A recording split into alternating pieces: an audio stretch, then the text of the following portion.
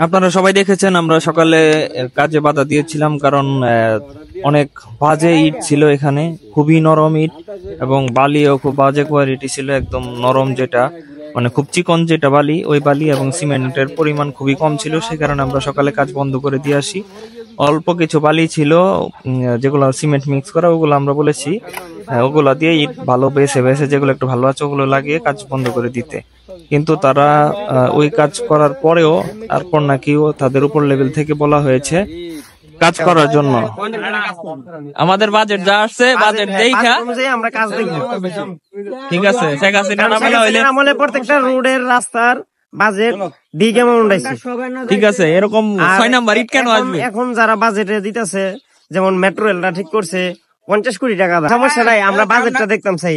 এই রাস্তাটা এই রাস্তাটার বাজেটটা আমরা দেখতাম চাই, এই রাস্তাটা কিভাবে আইছে, কি লেনদেন। এই যে কাজ বন্ধ, চলে গেছে সবাই, যারা মিস্ত্রি ছিল কাজ করতেছিল সবাই চলে গেছে, এবং আমরা ইউনুর কাছেও যাইতে রাজি আছি, সমস্যা নাই, যে কোনো সময়। সেটাই।